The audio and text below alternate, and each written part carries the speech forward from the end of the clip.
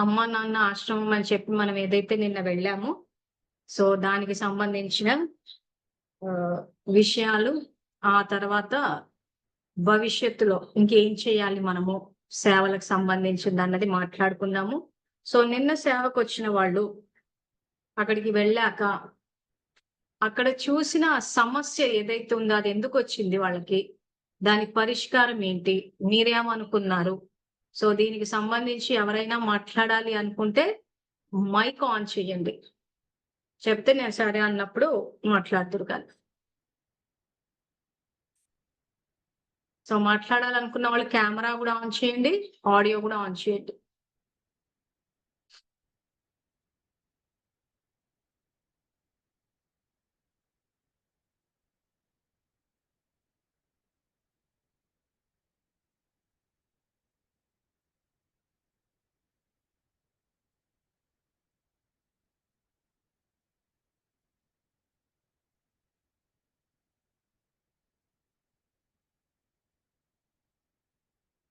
నిమిషం పెట్టే. చెప్ నిన్న మనం వెళ్ళాము అక్కడికి అమ్మా నాన్న ఆనందాశ్రమానికి. హ్మ్. అక్కడ వాళ్ళందరిని చూసిన తర్వాత దానికి కారణం పూర్వీకులైన మన నుంచే వెళ్ళాయండి. హ్మ్. మన వ్యర్థ సంకల్పాలు, మనము దేహ నియమాల వల్ల ఏదైతే తప్పులు మన వల్ల జరిగాయో ఆ ఆ ప్రభావం వాళ్ళపై పడి వాళ్ళు అనుభవిస్తున్నారు. ఆ ఖాతా కూడా పూర్వీకులైన మనపై మన ఖాతాలోనే పడతాయి. కాబట్టి అంటే అక్కడ కరెక్ట్‌గా ఎక్కడ తప్పు చేశాం అది చెప్పండి. ఆధారమూర్తులు కరెక్ట్‌గా ఎక్కడ తప్పు చేశారో అది చెప్పండి. అక్కడ పరిస్థితికి తగ్గట్టు. అక్కడ పరిస్థితి తిండి మీద కొట్టారు ఫస్ట్ ఒకటి. హ్మ్. భోజనము తను తల్లి చేసే వంట తినొద్దు. వాళ్ళది అది చెప్పేసి అక్కడ తల్లిని దూరం పెట్టేసరికి ఇప్పుడు తల్లి లేని అనాథలుగా అయిపోయారు. అక్కడ అనాథాశ్రయాలకి, వృద్ధాశ్రమాలకి పునాది వేశారక్కడ. తర్వాత వాళ్ళు మానసికంగా అలా అయిపోవడానికి కారణం వ్యర్థ సంకల్పాలు. ఆ ప్రభావం విపరీతమైన వ్యర్థ సంకల్పాలు, దేహ నియమాలు, దానికి సంబంధించిన ఆ తరంగాలు వల్ల వాళ్ళు వ్యాపించి వాళ్ళు ఎలా అయిపోయారంటే ఇంకా అది వ్యర్థ సంకల్పాలను తట్టుకోలేక వాళ్ళు మానసిక వికలాంగుల్లా మారిపోయారన్నమాట.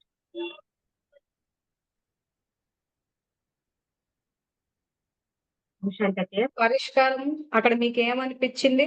తర్వాత సమస్యకు పరిష్కారం. అక్కడ ఏమనిపించిందంటే వాళ్ళని దాంట్లో నుంచి బయటికి తేవాలంటే ఫస్ట్ మనం ఇక్కడ పూర్వీకులను మనం చేస్తూ వెళ్ళాలి. మనస, హ్మ్. వాచ, కర్మణ 3 రకాలుగా చేస్తూ వెళ్ళాలి. హ్మ్. అది కరెక్టే. హ్మ్.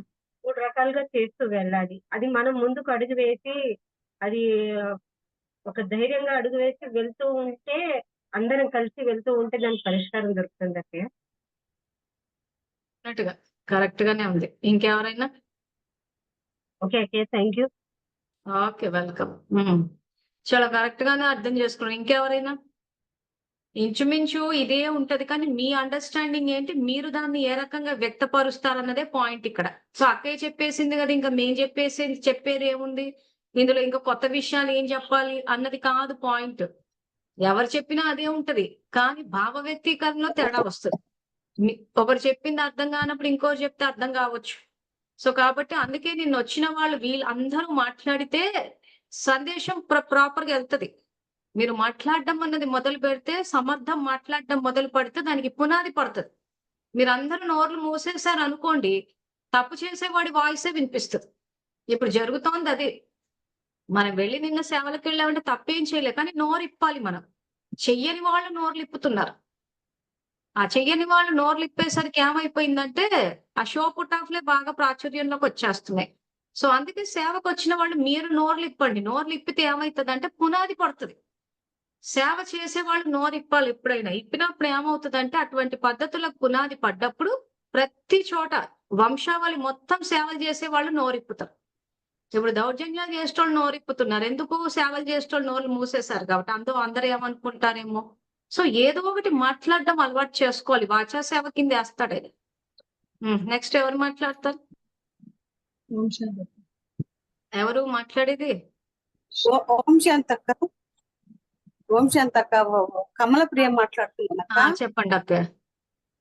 ఇప్పుడు ప్రదర్శనలలో బాబా పరిచయం ఇచ్చేస్తారు.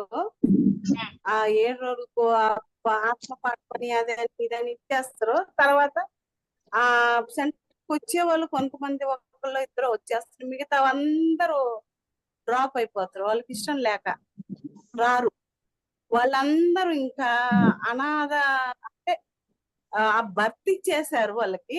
ఆ తర్వాత వాళ్ళని పెంచి పోషించకుండా వదిలేసేందా యోగం వల్ల అయినా వాళ్ళకి నీరు పోసి ఆ విత్తనం మళ్ళీ ఎప్పుడైనా కానీ వచ్చేదానికి ఛాన్సెస్ ఉంది కదా. అలా చేయకుండా అలాగే వదిలేస్తారు కదా. వాళ్ళంతా అనాథలుగా అయిపోయేదానికి కారణం మనమే అక్క. అవును. అది ఇంకేందంటే ఆహార నియమాలు ఇవన్నీ చూసి కూడా కొంతమంది రారు. దానికి మనమే కారణం. ఈ నియమాలు చెప్పి కూడా కొంతమంది తెలుసుకొని కూడా రారు. పవిత్రత ఇంకా భార్య భర్తలు అన్న చెల్లి అనాలని చెప్పి దానికి రానంటున్నారు. ముఖ్యంగా నియమాలే పేరుకి ప్రదర్శనలు పెట్టేసి వదిలేస్తున్నారు. ఆ తర్వాత వాళ్ళకి ఏది పట్టించుకోరు. ఇది నా యొక్క అభిప్రాయం. కరెక్టే. అట్లీస్ట్ మీరు నోరిప్పుతున్నారు, అది సంతోషం. అట్లీస్ట్ మాట్లాడారు బాబా, ఎక్కడ తప్పు జరుగుతుందని మాట్లాడారు. మీరు ఆ మాత్రం మాట్లాడినా సృష్టిలో పరివర్తన జరిగిపోతుంది. మంచి పని చేశారు. నన్ను అడిగితే ప్రతిసారి మాట్లాడుతూ ఉండండి. మీరు మాట్లాడితే అసలు అధర్మం ఆటోకి వెళ్ళిపోతుంది.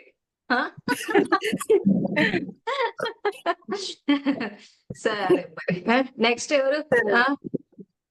రంగవల్లక్కయ్య, మీరేదో ఆన్ చేసినట్టున్నారు. ఓం శాంతి అక్కయ్య. నిన్న చూసిన తర్వాత సమభావన బాబా ఏదైతే చెప్పారో అందరూ ఆత్మిక సోదరులే అన్న అదొకటి భావన మిస్ అయింది అని, ఆ తల్లి పాత్ర కూడా మిస్ అయింది అన్న భావన కలిగింది అక్కయ్య నాకు. ఎక్కడ? మనలోనా? మనలోనే.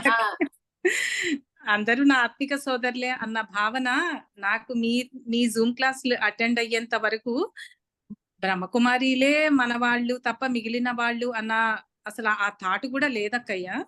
సో ఎప్పుడైతే ఈ క్లాసెస్ వింట మొదలెట్టానో అప్పటి నుంచి అందరూ నా ఆత్మిక సోదరులే అన్న ఒక ఆలోచన అయితే ఇప్పుడు ఎవరిని చూసినా కానీ 100% అని చెప్పలేను కానీ 99% అయితే అనిపిస్తుంది అక్కయ్య.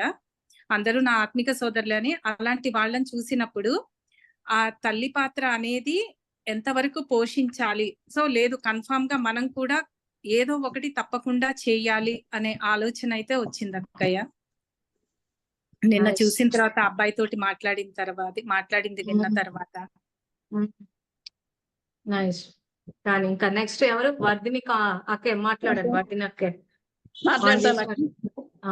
అది నిన్న వాళ్ళని చూసిన తర్వాత నేను చాలా రియాక్ట్ అయిపోయాను. ఏడ్చేసాను నాకు. నాకు అది ఎందుకు అది అలా అనిపించింది అని అంటే ఏంటంటే మనం సమాజంలో కూడా చూస్తాము. నేను సెంటర్లలో కూడా చూసినాను. చాలా మనుషులని మెంటల్ గా చాలా డిస్టర్బ్ చేసేస్తుంటారు అనమాట. సెంటర్లలో గాని మన సమాజంలో గాని మాటలతోటి చేతలతోటి అంటే ఎవరికి కనపడకుండా అవి చేసేస్తుంటారు అనమాట. అట్లా చేయటం వల్ల వాళ్ళకి మెంటల్ గా చాలా స్ట్రెస్ అయిపోతుంది. ఇంకొకటి మనము కల్పవృక్షంలో కూర్చొని మనము సంకల్పాలు ఆ విధంగా వేయటం వల్ల వాళ్ళకి మెంటల్ గా చాలా డిస్టర్బ్ అయిపోయి రోడ్ల మీదకి వచ్చేసి అంత డిస్టర్బ్ అయిపోయి అన్నిటినీ కోల్పోవడం జరిగింది. సో మన శ్రేష్ఠ సంకల్పాలను ఇప్పుడు వాళ్ళకి పంపిస్తూ మానసికంగా వాళ్ళని స్ట్రెంథెన్ చేయొచ్చు అని చెప్పేసి నాకు అనిపించింది. చెయ్యొచ్చు, ఏది అసంభవం కాదు అని మీరు ఎంతవరకు అండర్స్టాండ్ చేస్తే మీరు అదే అంటున్నారు. మీరు ఇలా మాట్లాడడం అలవాటు చేసుకోవాలి. ఇలా అలవాటు చేసుకున్న రోజులనే పునాది కరెక్ట్ గా పడుతుంది. ఇంతకాలం ఏం మాట్లాడామంటే ఏం మాట్లాడలేదు. సెంటర్లకు వెళ్ళి అనుభవాలు మాట్లాడడం అంటే తన కాలు నొప్పి తగ్గింది, చేయి నొప్పి తగ్గింది, ఇవి చెప్పుకున్నాయి. ఇవి కాదు. అవును. నిన్న శంకర్ అన్న ఏం చెప్పాడు అక్కడ? ఇంట్లో మనం చేసుకోవడం కాదు, లేని వాడికి చేయాలన్న. ఆ, అది చెయ్యాలన్న విషయం ఫస్ట్ మీకు అర్థం కావాలి ఇక్కడ. ఓకే, అవును. నెక్స్ట్ ఇంకెవరు ఇక్కడ ఐకాన్ చేసి సుమక్కయ్య. అక్క శాంతి శేష సంబంధాలని మన బ్రహ్మకు అదే జ్ఞానం ఉన్న వాళ్ళు సంబంధాన్ని మెయింటైన్ చేయగలుగుతున్నారు. అంటే ప్రతి ఒక్క సంబంధాన్ని బ్రహ్మ బాబా ఏం చేశారంటే చిన్న పిల్లల నుంచి పెద్ద వాళ్ళకి కూడా మర్యాద ఇచ్చేవారు. అంటే ఆ సమభావం లేదు, మనలో లేదు. ఇదే వచ్చి తరంగాలుగా వెళ్ళింది కాబట్టి వాళ్ళకి ఆ సంబంధాలు మంచి సంబంధం, ఒక కుటుంబంగా వాళ్ళని చూసి వాళ్ళని కాపాడి, వాళ్ళకి ఏదైనా బాగలేకపోతే, వాళ్ళకి ఏదైనా ఇబ్బంది ఉంటే అంత చూసే అంత లేకుండా ఆ శేష సంబంధాలని పోగొట్టుకున్నారు వాళ్ళు వంశంతా. ఒకసారి వాట్సాప్ లో జూమ్ లింక్ కరెక్ట్ గా పోస్ట్ చేయండి ఎవరన్నా, ఎందుకంటే ఇందాక పోస్ట్ చేసిన వాళ్ళు లెందీగా పోస్ట్ చేశారు. సో దాని వల్ల కనెక్ట్ అవ్వట్లేదు, అంటే ఆ రీడ్ మోర్ అన్నది చూసుకోవట్లేదు ఎవరు. ఒకసారి జూమ్ లింక్ కరెక్ట్ గా పోస్ట్ చేయండి ఎవరైనా, జస్ట్ ఆ లింక్ వచ్చేటట్టు. నెక్స్ట్ ఎవరు మాట్లాడు? శివలి లక్క మీరు మాట్లాడండి. ఆ,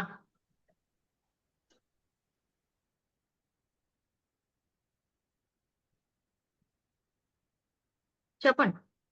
అది మన పోయిన మన నాన్న దర్శనం అలాంటి వాళ్ళని వస్తున్నాకే.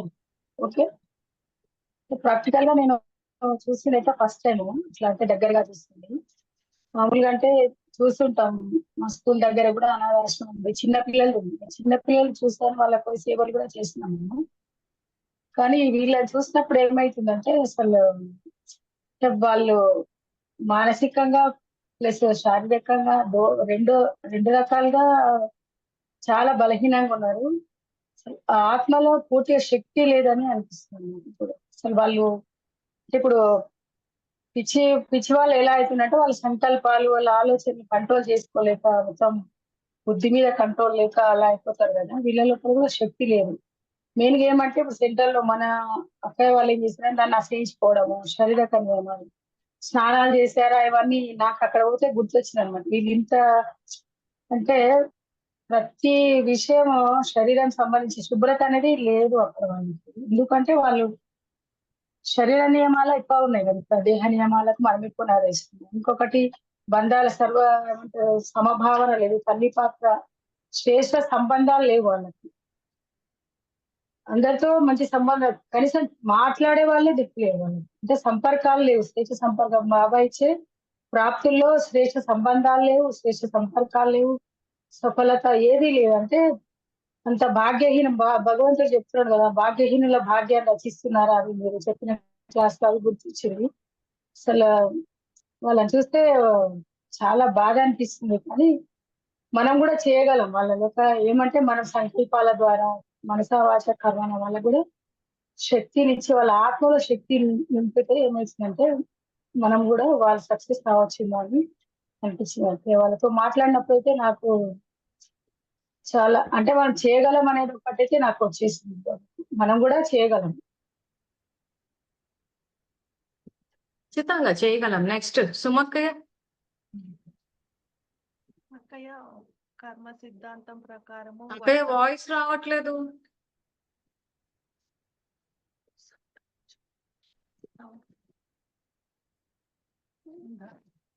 వినిపిస్తుందా అక్క? వినిపిస్తోంది కానీ లోగా వస్తోంది. మంజులక్క, అది కొంత కర్మ ఇది జూమ్ లైవ్ గా నడుస్తోంది కాబట్టి కొంచెము వాయిస్లు పెంచాల్సి వస్తుంది, మీ వాల్యూమ్లు పెంచాల్సి వస్తుంది.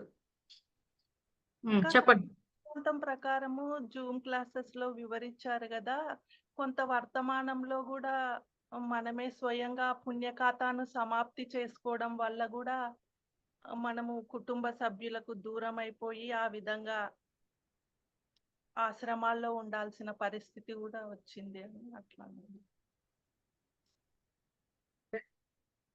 వర్తమానంలో కొంత ఇట్లా తల్లి చేతి వంట తినొద్దు అని చెప్పేసి అటువంటి నియమాల వల్ల కూడా అటువంటి ఆశ్రమాలకు పునాది వేయడం జరిగింది. జ్ఞానంలో ఉన్నామని కానీ భక్తి చేసే వాళ్ళే చాలా ఆ దైవీ గుణాలతో ఆ సేవాభావం చేస్తుంటే మంచిగా ప్రేరణ అనిపించింది అక్క. ఇంట్లో ఉన్న ఇద్దరు పిల్లలకే చేసుకోవడానికి ఇదవుతున్నప్పుడు ఒక చిన్న పిల్లల్లాగా చూసుకొని అంత పరివారానికి చేయడం అంటే అది గొప్ప నాకు ప్రేరణ అనిపించింది అక్క. అందరు కూడా ఇట్లా సరే సరే సరే కానీ నెక్స్ట్ ఇంకెవరన్నా?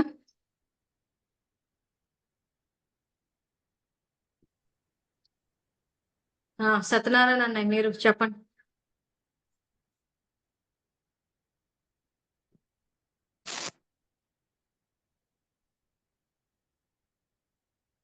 వాయిస్ వినిపించట్లేదు అసలు.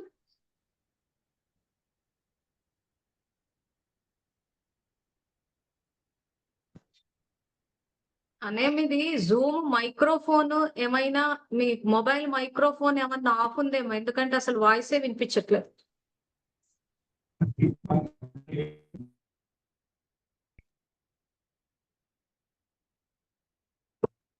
ఇది జూమ్ ఆన్ చేసేటప్పుడు మైక్రోఫోన్ ఆన్ చేయాలా, కెమెరా ఆన్ చేయాలా అని చెప్పి కూడా అడుగుతూ ఉంటది. మరి అది ఏమైనా ఆఫ్ అయి ఉంటదేమో. మీరు లాగ్ ఆఫ్ అయ్యి మళ్ళీ లాగిన్ అయ్యేటప్పుడు కరెక్ట్ గా మైక్రోఫోన్ ఆన్ చేయండి. మీరు ఆడియో కాదు, మీరు ఏం చేస్తున్నారంటే జూమ్ ఆడియో ఆన్ చేస్తున్నారు. మీ మొబైల్ యొక్క మైక్రోఫోన్ ఆన్ చేయాలి. ఫోన్ ఆన్ చేస్తే అది చేస్తే అప్పుడు వాయిస్ అందరికి వినిపిస్తుంది.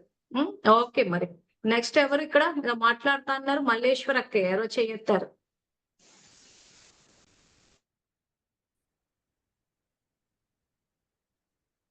మాట్లాడతారా?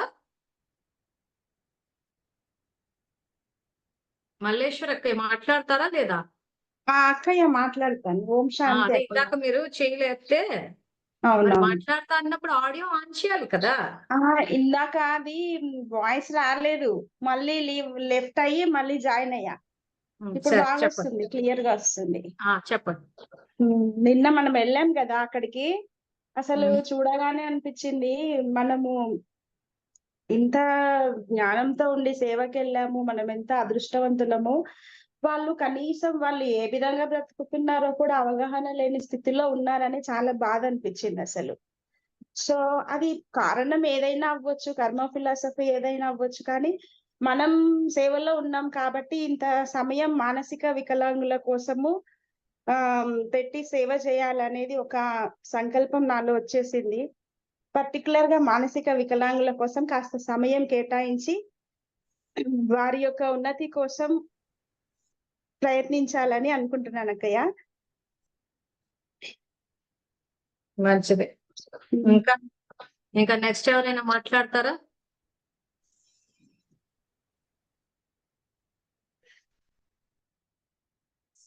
ఇంకెవరైనా ఉన్నారా? సరే, ఇంకెవరు లేకపోతే చెప్తాను.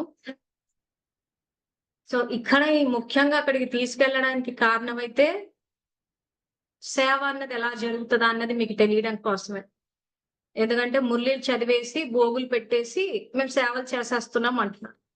కొన్ని సందర్భాల్లో మేము చూసాం కదా, ఏమైనా సేవలు పెట్టినప్పుడు అయ్యో అక్క గురువారం రోజు పెట్టారా, మేము గురువారం మాకు రావడం వీలు కాదు, ఎందుకు అనంటే ఆ రోజు మేము బోగు పెట్టుకోవాలి.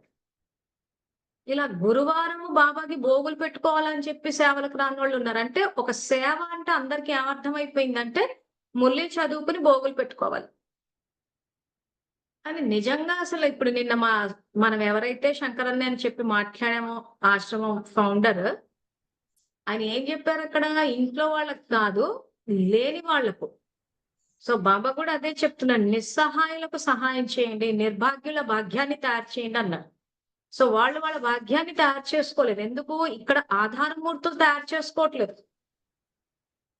ఇప్పుడు ఎవరికి వాళ్ళు మేము జ్ఞానంలో ఉన్నాము అని అంటున్నారే తప్పితే నిజంగా ఉంటే ధారణ అన్నది ఉంటది కదా. సో ఇక్కడ ఏమైపోయింది, తెలుసుకుని అంగీకరించే వాళ్ళ లిస్టులోకి వచ్చేసారు. అంగీకరించే వాళ్ళ లిస్టులోకి వచ్చేసి మేము బ్రహ్మకుమారులు చెప్పిన దేహ నియమాలు పాటించేస్తే ఇంకా అయిపోయింది అనుకుంటున్నాం. సో దేహ నియమాలు పాటిస్తే, అంత పక్క పురుషార్థం చేస్తే ఈ రోజు ఎందుకు సృష్టి రకంగా ఉంది? అసలు శివబాబా వచ్చి విద్యాలయాన్ని స్థాపించేటప్పుడే ఇది ఆత్మిక విద్యాలయం కమ్ హాస్పిటల్ అన్నాడు, స్పిరిచువల్ యూనివర్సిటీ కమ్ హాస్పిటల్ అన్నాడు. సో ఎందుకు హాస్పిటల్ అన్నాడు? అంత మానసిక రోగులే. మనం ఏదైతే ఆశ్రమానికి వెళ్ళామో వాళ్ళే మానసిక రోగులు కాదు. శివబాబా లెక్కన అందరూ మానసిక రోగులే. అంత దేహాభిమానం అన్న జబ్బుతోనే ఉన్నారు. అందుకే ఆయన ఆత్మిక డాక్టర్ అయ్యారు, వైద్యనాథుడు అన్నారు భక్తిలో. సో మేము అక్కడ మనం నిన్న వెళ్ళేటప్పుడు వాళ్ళు మనకి ఎక్స్ప్లెయిన్ చేసేటప్పుడు మరి ఎంతమంది ఏకాగ్రతతో విన్నారో నాకైతే తెలియదు, కానీ అక్కడ డాక్టర్ తోటి మాట్లాడేటప్పుడు ఆ వెంకటలక్ష్మి అన్న అమ్మాయితో మాట్లాడేటప్పుడు అమ్మాయి బాగానే మాట్లాడింది మనందరితోటి. సో అమ్మాయి బాగానే ఉంది కదా అంటే డాక్టర్ ఏం చెప్పారంటే ఈ పిచ్చి 4-5 రకాలు ఉంటది, అందులో ఇదో టైపు అన్నాడు. ఏది మనం చూసా వెంకటలక్ష్మి ఎవరైతే మాట్లాడి పాట పాడిందో చేసిందో, సో ఆ అమ్మాయి బాగానే ఉంది కదా అంటే అప్పుడు ఆయన చెప్పిన మాట అదే, పిచ్చి 4-5 రకాలు ఉంటుంది, అందులో ఇదో టైపు అని. సో 4-5 రకాల్లో ఒక టైపు ఆశ్రమంలో ఉంటే మిగిలిన 4 టైపులు ఎక్కడున్నారు అని అంటే సమాజంలో ఉన్నారు. సో బాబా లెక్కన యాక్చువల్ గా అంత మానసికంగా రోగులుగానే ఉన్నారు. ఏ విధమైన రోగం అంటే ఈ రోజు ఈ కామము, క్రోధము వీటి ఏ స్థాయికి వెళ్ళిపోతుందంటే ఒకరినొకరిని మాటలతోటి హింసించుకునే దగ్గర నుంచి స్థూలంగా హత్యలు చేసుకునేంత వరకు వెళ్ళిపోతున్నారు. సో ఇది మానసిక రోగమే. ఇంకా బాబా లెక్కన ఇంకా నా మాటే నెగ్గాలి, చెయ్యాలి, పెట్టాలి, ఆధిపత్య భావజాలం ఇవన్నీ రోగాలే. మనం అవన్నీ సమర్థించేసుకుంటున్నాం యాక్చువల్ గా. ఆయన లెక్కన వ్యర్థం చేస్తున్నామంటే అది మానసిక రోగమే. ఆత్మ బలహీనంగా ఉంటే వ్యర్థ సంకల్పాలు చేస్తారు, ఆత్మ శక్తిశాలిగా ఉంటే సమర్థ సంకల్పాలు చేస్తారు. సో ఈ రకంగా అక్కడ ఆయన ఏమంటున్నాడు, ట్రీట్మెంట్ తీసుకోండి అంటున్నాడు ఆయన దగ్గర. సో ఇక్కడ ఆధారమూర్తులు ఎప్పుడైతే వైద్యనాథుడి దగ్గర, ఆత్మిక సర్జన్ దగ్గర ట్రీట్మెంట్ తీసుకుని ఆరోగ్యంగా అవుతారో వంశావళి అంతా ఆరోగ్యంగా అవుతుంది. అసలు ఆ మానసిక రోగాలు మనలో ఉన్నాయన్న విషయం మనమే గుర్తించలేదు. మేము జ్ఞానంలో ఉన్నాం, జ్ఞానులు అనుకుంటున్నాం, కానీ అసలు రోగం స్టార్ట్ అయిందే మన దగ్గర నుంచి. సో ఇక్కడ ఏం చేసాం మనము, వ్యర్థ సంకల్పాలు చేస్తూ ఉన్నాం. వ్యర్థ సంకల్పాలు చేయడం వల్ల ఏమైపోయింది, మనం బలహీనమయ్యాం, తరంగాలు వెళ్ళాయి. మన కల్పవృక్ష జ్ఞానం మీ యొక్క స్థితికి తగ్గట్టు సృష్టి యొక్క స్థితి సమయము ఉంటుంది అని. సో ఆధారమూర్తుల స్థితి ఏంటంటే వ్యర్థ సంకల్పం. ఆ విషయం తెలియక ఏమైపోయిందంటే ఈ రోజు ఎవరో ఆరోగ్యంగా లేరనుకుంటున్నాం, కానీ యాక్చువల్ గా వ్యర్థం మనమే చేస్తున్నాం. ఆ వ్యర్థ తరంగాలు వెళ్ళిపోయినప్పుడు మొత్తము కొమ్మలు, రెమ్మలు, శాఖలు అన్ని క్యాచ్ చేసేస్తున్నాయి. చేసినప్పుడు ఏమైపోతుంది, ఎవరిలో అయితే ఆ శక్తి లేదో బలహీనం, వాళ్ళు ఇంకా బలహీనం అయిపోతున్నారు. ఒకప్పుడు ఇదే ఎగ్జాంపుల్ ని నేను దేహస్థితి గురించి అంటే సాధు సన్యాసుల గురించి చెప్పేటప్పుడు చెప్పాను. ఎవరైతే శక్తిశాలి ఆత్మలు ఉంటారో బాబా జ్ఞానాన్ని ఉన్నట్టు డైరెక్ట్ గా క్యాచ్ చేస్తారు. ఆయన గనక దేహాభిమానం అన్న వస్త్రాన్ని వదిలేయాలి అని అంటే నేను ఆత్మని నిరాకార జ్యోతిర్బిందు స్వరూపాన్ని అన్న సంకల్పాన్ని చేసి సంకల్ప స్థాయిలో దేహాభిమానం అన్న వస్త్రాన్ని వదిలేస్తారు. ఇది ఫస్ట్ లెవెల్ నాలెడ్జ్. ఆ తర్వాత స్థాయి వాళ్ళు ఏం చేస్తారనంటే బాబా మురికి బట్టలు వేసుకోవద్దన్నాడు, దేహం అన్న వస్త్రాన్ని ఉతకమన్నాడు, వస్త్రాలు ఉతకమన్నారు అని చెప్పేసి బట్టలు తుక్కుంటూ ఉంటారు. ప్రపంచం ఏమన్నా అయిపోనివ్వండి, స్నానాలు చేసుకున్నామా బట్టలు తుక్కున్నామా, ఇది మెయిన్ ఇంపార్టెంట్. అంటే ఫోకస్ అంతా బట్టల మీద ఉంటుంది, దేహం అన్న వస్త్రాన్ని ఉతకడంలో ఉండదు. దేహం అన్న వస్త్రం విషయానికి వచ్చేసరికి వాళ్ళు ఏమనుకుంటారంటే మేము అంత బాగా ఆత్మాన్న స్థితిలో ఉన్నాము, మేము ఎప్పుడు అటెన్షన్ పెట్టుకుంటున్నాము అని అనుకుంటారే తప్పితే ప్రతిదానికి భయపడతాం. అసలు యోగం చేస్తే వచ్చే మొట్టమొదటి గుణమే నిర్భయత అంటాడు ఆయన. ఆ గుణం ఉండదు, కానీ మేము ఆత్మస్థితిలో ఉన్నాము, మేము అటెన్షన్ పెట్టేసుకుంటున్నాము, చేయించేవారు బాబా, సో బాబా చూసుకుంటారు అన్నట్టు హ్యాపీగా కూర్చొని ఉంటారు. హ్యాపీగా కూడా ఏముంటారు, బలహీనంగా ఉంటారు అంతే. ఇది రెండవ స్థాయి వాళ్ళు, ఏదైతే బట్టలు తుక్కునే బ్యాచ్ అంతా. ఇంకొంచెం కింది స్థాయికి వచ్చేసేసరికి ఏమైపోద్ది అంటే సబ్జెక్ట్ ని ఎట్లా అర్థం చేసుకుంటారంటే దేహం అన్న వస్త్రాలు అంటే ఏకంగా స్థూలమైన బట్టల్ని ఇప్పేసినప్పుడు ఏమైందంటే ఈ దిగంబర సన్యాసులు, నాగ సన్యాసులు, అఘోరాలు వీళ్ళు తయారై కూర్చున్నారు. అంటే ఒక ఆత్మాన్న స్థాయిలో స్టార్ట్ అయిన జ్ఞానము ఈ స్థాయి వరకు వచ్చేసరికి ఏమైపోయిందంటే అది పూర్తిగా స్థూలానికి వెళ్ళిపోతుంది. అదే విధంగా ఇక్కడ ఆధార మూర్తులు బాబా నుంచి శక్తిని తీసుకుని ఆయన ఇచ్చిన సమర్థ సంకల్పాల ఖజానాని తీసుకోవట్లేదు. అసలు ఖజానాలు ఉన్నాయన్న విషయం ఎవరికీ తెలీదు. ఎందుకంటే వాళ్ళు బ్రహ్మకుమారుల ఫాలోవర్స్ కాబట్టి వాళ్ళు రిలీజ్ చేసే మురళిని చదువుకుంటారు. అందులో వాళ్ళు ఏం చేశారంటే ఈ సంకల్పాల ఖజానాన్ని తీసేశారు. ఆ సంకల్పాల ఖజానా పెట్టినప్పుడు ఏమైందంటే ఆత్మ శక్తిశాలిగా అవుతుంది. శక్తిశాలిగా అయినప్పుడు ఏమైపోతుందంటే వీళ్ళు ఏదైతే ధనాన్ని పోగేస్తున్నారో, జనాన్ని పోగేస్తున్నారో ఆ అధర్మానికి సంయోగం ఇవ్వరు. సో వీళ్ళకేమో ఆధిపత్య భావజాలము, సమానత్వం ఉండదు. ఎక్కడ చూసినా బానిసత్వము, బానిసలు కావాలి. సో కావాలంటే చదువు తీసేయాలి. సో ఆ చదువులో ఏముంది? సమర్థ సంకల్పాలు ఉన్నాయి. ఎందుకంటే వైద్యనాథుడిగైనా మన ఆలోచన విధానాన్ని సరిదిద్దుతున్నాడు. ఎందుకంటే ఈరోజు మానసిక రోగాలకు, శారీరక రోగాలకు అన్నిటికీ కారణం మన ఆలోచనలే, వ్యర్థ సంకల్పాలే. సో అందుకే శారీరక ఆరోగ్యానికి సంబంధించి నేను ఏం చేశాను, హ్యూయింగ్ ఏం చెప్పి ఏదైతే బుక్ రాసారో ఆ బుక్ కూడా సజెస్ట్ చేశాను. అది ఒకప్పుడు బాబా సజెస్ట్ చేశారు నాకు. సో ఏ రోగానికి ఏ సంకల్పాలు చేస్తున్నామో చెప్పేసారు. ఈ పాటికి మీ అందరికీ క్లారిటీ వచ్చేయాలి. అంటే ఇక్కడ ఏమైపోయింది? వ్యర్థం నడుస్తోంది. సో ఇప్పుడు మనం ఆశ్రమంలో ఎవరైతే చూసామో వీళ్ళకు ఒక స్థాయి దాటిపోయింది.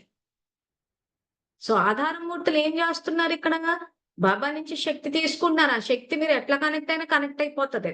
శక్తి వచ్చేస్తా ఉంది ఆత్మలోకి. విపరీతమైన శక్తి ఉంది కొంతమందిలో. ఊహకందని, అంచనాలకు లేని అంత స్ట్రాంగ్ గా కనెక్ట్ అవుతారు. శక్తి ఉంటుంది. ఆ శక్తి వచ్చినాక వీళ్ళకి ఏంటంటే వీళ్ళ దగ్గర ఖజానా ఉండదు. ఎందుకంటే చదివేది సాకారం ఉండి బ్రహ్మకుమారి చెప్పేది కాబట్టి ఎక్కడ సంకల్పాలు ఉండవు. సో ఆ శక్తిని అంతా ఏం చేస్తున్నారంటే వ్యర్థానికి ఉపయోగించేస్తున్నారు. ఆ వ్యర్థానికి ఉపయోగించినప్పుడు ఆ తరంగాలు కొంత సృష్టిలోకి వెళ్ళినప్పుడు ఏమవుతుందంటే ఒక స్థాయిలో వ్యర్థమే నడుస్తుంటది చాలా మటుకు. అది ఇంకొక స్థాయికి వెళ్ళేసరికి ఏమైపోద్దంటే సంకల్పాల తీవ్రతను తట్టుకోలేకపోతారు. ఆ తట్టుకోలేకపోయినప్పుడు ఏమైందంటే ఆ మానసిక రుగ్మతలు ఎక్కువైపోయి అసలు ఏం మాట్లాడుతున్నారు, ఏం ఆలోచిస్తున్నారు, ఏమి తెలియని పరిస్థితికి వచ్చేసి మనం ఏదైతే నిన్న చూసామో ఆ స్థాయికి వచ్చేస్తారు. సో స్టార్ట్ అయింది ఎక్కడ? ఇక్కడ. సో బాబా కనెక్ట్ అయినప్పుడు ఏమైతుంది? ఆత్మలోకి శక్తి వస్తుంది. దాన్ని కరెక్ట్ గా ఉపయోగించాలంటున్నాడు. సో బాబా నుంచి శక్తి తీసుకున్న తర్వాత మీరు వ్యర్థ సంకల్పం చేసినా పని చేస్తుంది, మీరు సమర్థ సంకల్పం చేసినా పని చేస్తుంది, మీరు ఏది చేసినా పని చేస్తుంది. సో కాబట్టి శక్తి తీసేసుకున్నారు. యోగం చేసుకోండి, యోగం చేసుకోండి అంటుంటే అలా కూర్చుని యోగాలు చేసుకుంటూ ఉన్నారు. ఒక సెకండ్ లో ఎక్కడో చోట కనెక్ట్ అయిపోతారు. ఆయనకి కనెక్ట్ అవ్వకుండా అయితే ఉంటారు. శక్తి కూడా వచ్చేస్తుంది. ఎందుకంటే అది పవర్ హౌస్ కాబట్టి ఒక సెకండ్ లో కనెక్ట్ అయినా వచ్చేస్తుంది. వచ్చాక దాన్ని ఏం చేశాము అన్నదే ఇక్కడ సబ్జెక్ట్ ఆయన చెప్పేది. ఆ సబ్జెక్ట్ మొత్తం ఎత్తేసారు బ్రహ్మకుమారి. పిచ్చోళ్ళని చేసుకొచ్చున్నారు అతడు. ఏమైనా యోగం చేసుకోండి, యోగం చేసుకోండి అని చెప్తుంటే అలా పాటలు వేసుకుంటూ కూర్చున్నారు. అలా కూర్చొని ఉన్నారు. నిన్న చూసాం కదా, వాళ్ళంతా హాల్లో అలా కూర్చొని ఉన్నారు.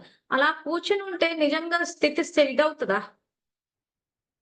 సో వాళ్ళు అక్కడ చేసే సేవధాలు రాజయోగులు కాదు, జ్ఞానులు కాదు కాబట్టి వాళ్ళు కూర్చుని వాళ్ళకి సంకల్ప స్థాయిలో శక్తి ఇవ్వలేరు. మనం చెయ్యాలి ఆ పని. సో ఏం చేయాలి? ఫస్ట్ స్టెప్ వాయుమండలాన్ని తయారు చేయాలి. వాయుమండలాన్ని తయారు చేసి ఎంత శక్తి నింపాలి ఆశ్రమంలో అంటే స్లోగా ఏమైపోతుంది అంటే మన సంకల్పాలను క్యాచ్ చేస్తాం. మీరు అక్కడ కొంతమంది ఆమె మాట్లాడేటప్పుడు చూసారా, అంత వారసులు, సకాష్ ఇట్లా కొన్ని పదాలు వాడుతున్నారంటే క్యాచ్ చేస్తూ ఉంటారు. సో ఆ క్యాచ్ చేసినప్పుడు ఏమవుతుంది? అక్కడి నుంచి స్లోగా మార్పు అన్నది వస్తూ ఉంటది. ఇప్పుడు శంకరన్న మనకు అంత స్పీచ్ ఇచ్చారు. ఎట్లా తెలిసింది ఆయనకి? ఎవ్వరూ లేని వాళ్ళకి సేవ చేయాలి అన్న విషయాన్ని ఆయన ఏ పుస్తకంలో చదివాడు? ఎక్కడ చదవలేదు. తరంగాలు వెళ్తున్నాయి వాయుమండలం నుంచి, శివబాబా నుంచి స్టార్ట్ అవుతాయి. శివబాబా నుంచి స్టార్ట్ అయ్యి ఎక్కడికి వచ్చినాయి? ఫస్ట్ బ్రహ్మబాబాకి వచ్చాయి. సో బ్రహ్మబాబా ప్రాక్టికల్ లో శివబాబా థియరీ చెప్పారు, ప్రాక్టికల్ బ్రహ్మబాబా చేశారు. చేశాక ఆ బ్రహ్మవంశీయులు ఎవరైతే ఉన్నారో, బ్రహ్మ మానస పుత్రులు అని చెప్పొచ్చు భక్తి మార్గంలో, ఎవరైతే బ్రహ్మబాబాని ఫాలో అవుతారో వాళ్ళు ఏం చేస్తారంటే సేవలు చేసుకుంటూ వస్తారు. ఇంకా వంశావళి అంతా సేవల్లోనే ఉంటారు. సో అక్కడి నుంచి ఆ తరంగాలు వస్తూ ఉండి అందరికీ ఇంకా అక్కడ స్టార్ట్ అవుతాయి అన్నమాట. ఇంకా తరంగాలు శివబాబా నుంచి బ్రహ్మబాబా శక్తి తీసుకుని సేవలు మొదలు పెట్టారు. పెట్టి ఆ వంశస్థులంతా ఏం చేస్తారంటే ఈ రకంగా ఇప్పుడు శంకరన్నయ్యని గనక ఉదాహరణగా తీసుకుంటే ఇలాంటి వాళ్ళందరికీ ఆ సంకల్పాలు వస్తాయి. అంటే సపోజ్ ఇప్పుడు బ్రహ్మబాబా వతనంలో ఉన్నారు, ఉండి ఏం చేస్తాడైనా ఈ సేవలన్నీ జరుగుతున్నాయా లేదా చూస్తాడు. ఇప్పుడు వీళ్ళంతా అభాగ్యులు, భాగ్యాన్ని తయారు చేసుకోలేదు. సో కాబట్టి తిండి కూడా పెట్టేవాళ్ళు లేక రోడ్ల మీద తిరుగుతున్నారు. సో మరి వాళ్ళకి ఆయనే తండ్రిగా, మరి అన్నప్పుడు అలా రోడ్ల మీద వాళ్ళని వదిలేసేయలేడుగా. సో అప్పుడు ఏం చేస్తాడు, ఆయన సత్యమైన భక్తులు అంటే ఇప్పుడు శంకరన్నయ్యలు అంటే వాళ్ళకి ప్రేరణ ఇస్తాడు. ఎందుకు ప్రేరణ ఇవ్వాల్సి వస్తుంది, ఎందుకు శక్తిని ఇవ్వాల్సి వస్తుంది అని అంటే, ఆల్మోస్ట్ ఆయన వచ్చింది సంగమ యుగంలో ఎండింగ్ లో వచ్చాడు. ఆ ఎండింగ్ లో ఆత్మ పరిస్థితి ఏంటి, ఆల్మోస్ట్ ఆరిపోయే టైంకి వచ్చాడు. ఆరిపోయే టైంకి వచ్చి అందులో జ్ఞానము యోగం అన్న శక్తిని నింపాడు. ఆ నింపినప్పుడు ఆత్మకు సేవ చేసే ఆ ప్రేరణ వస్తుంది, ఆ శక్తి వస్తుంది. సో అప్పుడు ఎవరికి ఇస్తాడా, ఇది సత్యమైన భక్తులకు ఇస్తారు, ఆయన చెప్పిన మాట వినేటోళ్ళకి ఇస్తారు. సో ఇప్పుడు శంకరన్నయ్యని ఉదాహరణగా తీసుకుంటే ఆయన ఎండింగ్ లో సంగమంలో ఉన్నాడు. ఆత్మజ్యోతి ఆరిపోయే టైమే అందరిది. ఆ టైంలో వీళ్ళకి ఏం చేస్తాడంటే ఇస్తాడు శక్తిని, ప్రేరణ కూడా ఇస్తాడు. సో ఎవరు చేస్తారు ఈ పనులు, శివబాబా, బ్రహ్మబాబా, ముఖ్యంగా బ్రహ్మబాబా. నేను ఇన్ని రోజులు ఇవన్నీ ఏంటంటే ఇంకా ఇప్పటికే కన్ఫ్యూజన్స్ ఎక్కువ అని చెప్పలేదు, కానీ సేవలు వేగవంతం చేయడం అంటే సత్యమైన భక్తుల్ని పెట్టి చేసేస్తారు. పెట్టినప్పుడు వాళ్ళు ఇలాంటి నిర్భాగ్యుల కోసం అని చెప్పి ఆ రకంగా నిన్న మనం ఏదైతే చూసామో ఆ రకంగా చేసేటప్పుడు ఆయన ఏం చెప్పాడు మాట్లాడేటప్పుడు, నేను పునాది వేసేటప్పుడు ఎవరో ఇద్దరు సేవాదారులు వచ్చేసి 5 కోట్లు 6 కోట్లు ఇచ్చారు. సో వాళ్ళు ఎట్లా ఇచ్చారు, వాళ్ళు ఎలా ఇచ్చారు అని అంటే ఆ దాత స్థితి అంటే ఏదైనా శక్తి శివబాబా నుంచి రావాల్సిందే, బాబ్దాదా నుంచి రావాల్సిందే. సో బాబా ఏం చెప్పారు, మనం ఒక మురళి చెప్పుకున్నాను, మీరు గనక సేవలు చేస్తా అంటే నేను ఎవరినో ఒకరిని నిమిత్తం చేస్తాను అంటాడు. సో ఇంకెవరో సత్యమైన భక్తులు ఎవరో ఉంటారు సేవ చేద్దామన్న భావనతోటి, వాళ్ళలో ఆ శక్తి ఆ స్థితి నింపినప్పుడు ఏమైపోతుంది అంటే స్వతహాగా వాళ్ళు ఆ టైంకి అక్కడికి వచ్చేసి ఇచ్చేస్తారు. అందుకే అంత బిల్డింగ్ కట్టగలిగారు. సో ఒక్కొక్కరు 5 కోట్లు 6 కోట్లు 5 లక్షలు ఇవన్నీ ఇస్తున్నారంటే ఆ ఇవ్వాలన్న ఆ ప్రేరణ ఎక్కడి నుంచి వస్తుంది, బాబ్దాదా నుంచే వస్తుంది. ఎందుకు ఇవ్వాల్సి వస్తుంది ప్రేరణ, ఆత్మలో శక్తి తగ్గిపోయింది కాబట్టి. సో ఆ రకంగా శక్తి నింపినప్పుడు ఏమైందంటే ఇప్పుడు ఆయన శంకరన్న మాటలు మీకు అన్ని గుర్తున్నాయి అనుకుంటున్నాము, రికార్డింగ్ కూడా ఉంది, తర్వాత పెడతాం. ఆయన ఒకటే చెప్పాడు, ఏమని, నేను ఎవ్వరిని డబ్బులు అడగను. ఎందుకు అడగడు, బ్రహ్మవంశస్థుడు కాబట్టి, శివబాబా సేవాదారి కాబట్టి. సో బ్రహ్మవంశులు ఎవ్వరు కూడా భోగులు పెట్టుకుని గాని భయపెట్టి గాని సత్యుగంలో ఫ్లాట్లు బుక్ అయిపోతాయని గాని ఇలా అబద్ధాలు చెప్పి ఎప్పుడు డబ్బులు వసూలు చేయరు. ఎవరైతే ఆ వంశస్థులు ఉంటారో ఆయన నమ్ముకుంటారు, సేవలు చేస్తారు అనేసి స్టార్ట్ చేస్తారు. ఇంకా అక్కడి నుంచి వాళ్ళకి సంయోగం వచ్చేస్తుంటది. సో ఇప్పుడు అన్ని కోట్లు పెట్టి కట్టారంటే ఆయన ఎవరిని మోసం చేశాడు, ఏమైనా భోగులు పెట్టి వసూలు చేశాడా, పోనీ భయపెట్టి వసూలు చేశాడా? ఇప్పుడు మనం అంతా వెళ్ళి ఇచ్చొచ్చాం. సో నిన్నటి రోజున అంతా కలిపి వేసి రౌండ్ అమౌంట్ చేసి 4 లక్షలు ఇచ్చాం. సో ఇప్పటి వరకు అక్కడ 3 floors కట్టారు, ఆ పైన ఫ్లోర్స్ కూడా కట్టి ఇంకెక్కువ మందికి, అంటే యాక్చువల్ గా నా ఉద్దేశం అక్కడ ఎక్కువ మంది రావాలన్నది కాదు, ఆగిపోవాలి. కానీ ఉన్న వాళ్ళకైనా కానీ ఇప్పుడు ఆయన అన్నయ్య లక్ష్యం ఏంటంటే మొత్తం తెలుగు స్టేట్స్ లో అసలు అడుక్కునే వాళ్ళే ఉండొద్దు. సో అక్కడ వాళ్ళు వచ్చి ట్రీట్మెంట్ తీసుకుని నయం అయిపోయి ఇప్పటి వరకు 1000 మంది దాకా వెళ్ళిపోయారంట. సో ఇప్పుడు మన శక్తిని కలిపితే ఏమైందంటే ఉన్న వాళ్ళు కూడా వెళ్ళిపోయి ఇంకెవరైనా సమాజంలో అలాంటి వాళ్ళు ఉంటే వాళ్ళు అక్కడికి వచ్చి ఉండి ట్రీట్మెంట్ తీసుకుని ఆ వైద్యం తీసుకుని నయమై వెళ్ళాలి. సో ఆ వెళ్ళాలి అన్న ఆ ఉద్దేశంతో వాళ్ళకు ఉండడానికి ఆశయం ఉండాలి కాబట్టి అక్కడ ఇచ్చేటప్పుడు ఫండ్స్ డొనేట్ చేసేటప్పుడు కన్స్ట్రక్షన్ కి ఇప్పించాడు. సో అప్పుడు ఏమైతుంది, ఉన్న వాళ్ళకి ఇప్పుడు మన శక్తి ఇస్తే వెళ్ళిపోతారు, ఇంకెవరైనా సమాజంలో ఉంటే వాళ్ళు వచ్చి అక్కడ వైద్యం తీసుకుని ఇప్పుడు నిజంగా నయమైన వాళ్ళైతే మాకు ఇక్కడ బానే ఉంది అని అంటున్నారు. కొంతమంది నయమైపోయి కూడా అక్కడే ఉన్నారు సేవలు చేయని, కొంతమందిని కుటుంబ సభ్యులకు ఇచ్చేసారు వెళ్ళిపోయారు. కొంతమంది ఏమంటున్నారు, అక్కడ మమ్మల్ని పంపించేస్తే మేము వెళ్ళిపోతాం అంటున్నారు. సో మమ్మల్ని పంపించేస్తే ఇప్పుడు ఒక ఎగ్జాంపుల్ తీసుకుందాం, అక్కడ ప్రేమ్చంద్ అని ఒక అబ్బాయిని కలిసాం, మీకు వీడియో కూడా పెట్టాను, పెట్టి కింద క్యాప్షన్ కూడా పెట్టాను. ఏమని, నేను మా అమ్మ దగ్గరికి వెళ్ళిపోతాను అంటున్నాడు. సో వినేవాళ్ళకి ఏమనిపిస్తుంది అంటే, అయ్యో అతను అమ్మ దగ్గరికి వెళ్ళిపోతానంటే వీళ్ళేదో పంపించట్లేదు అన్నట్టు ఉంటుంది. కానీ యాక్చువల్గా వాళ్ళని అదే అడిగాను, అమ్మ దగ్గరికి వెళ్ళిపోతా అంటే ఎందుకు పంపించట్లేదు అంటే అసలు వాడికి అమ్మే లేదన్న విషయం వాడికి తెలియదు, కానీ వాళ్ళ అమ్మ ఉంది అనుకుంటున్నాడు. సో ఎక్కడ సమస్య వస్తుంది ఇంచుమించు అందరి కథలో అంటే, వీళ్ళు యాక్చువల్గా కుటుంబ సభ్యుల్లో అమ్మ నాన్న అక్కడ ఎక్కడో పోయారు వీళ్ళకి. సపోజ్ ఆ రకంగా వీళ్ళు చిన్నపిల్లలు ఉన్నప్పుడు కానీ వీళ్ళకంటూ సొంత సంపాదన లేదు. సో ఒక ఇంట్లో ఒక అమ్మ నాన్న ఒక చైల్డ్ ఉన్నారు అనుకోండి, సడన్ గా అమ్మ నాన్న చనిపోయారు అనుకోండి, ఆ పిల్లల పరిస్థితి ఏంటి? సో వెంటనే కొన్ని సందర్భాల్లో బంధువులు బాధ్యత తీసుకోవడమో, లేకపోతే హాస్టల్స్ లో వేసేయడమో, లేకపోతే ఇంట్లో తల్లిదండ్రులు పోతే అమ్మమ్మ బాధ్యత తీసుకోవడం, ఇట్లా ఎవరో ఒకరు తీసేసుకుంటారు సాధారణంగా. అది లేని పరిస్థితి కూడా వస్తది వీళ్ళకి. ఆ వచ్చినప్పుడు ఏమైపోతుందంటే ఎలా బతుకుతామా ఏంటా అని ఒక భయం వచ్చేస్తుంది. ఆలోచనలు ఎక్కువైపోతున్నాయి. ఈ రోజు మనం అందరిని పక్కన పెట్టుకుని ఎన్నో ఆలోచనలు చేస్తాం భయానికి. ఇంకా ఏమీ లేదు, ఏకంగా తల్లి తండ్రి చనిపోయినప్పుడు ఇప్పుడు వాడికి ఏమైపోయింది, ఆ మైండ్ లో ఆ అమ్మ పోగానే వాడికి ఆ భయం పట్టేసుకుంది తల్లి పోయేసరికి. అందుకే వాడికి ఎక్కడ ఆగిపోయింది ఆ మెమరీ, తల్లి ఉన్న దగ్గర ఆగిపోయాడు. ఆ తల్లి పోయిందన్న విషయం రిజిస్టర్ కాలేదు. కానీ నిజంగా చూస్తే అక్కడ తల్లి లేదు. సో ఆ కన్ఫ్యూజన్ అన్నమాట వీళ్ళకి. తల్లి లేదు కానీ వాడు ఉందనుకుంటున్నాడు, కానీ అక్కడ లేదు. సో అది ఏమైపోయింది, ఆలోచించి పిచ్చిపిలాగా వచ్చేసరికి ఆ అద్దంకి బస్ స్టాండ్ నుంచి ఆ పోలీసులు వచ్చి వీళ్ళకి అప్పచెప్తే వీళ్ళు తెచ్చి పెట్టుకున్నారు. ఏదో స్నానం చేయించారు, తిండి పెట్టారు, బాగానే ఉంది, కానీ వాడికి అక్కడ ఆగిపోయింది. వాడు అమ్మ ఉందనే అనుకుంటున్నాడు. వీళ్ళేమంటున్నారు, ఎవరు లేరు అతన్ని చూసుకోవడానికి, యాక్చువల్గా వాళ్ళ అమ్మ ఎప్పుడో పోయింది, అందుకే పంపించలేకపోతున్నాం అంట.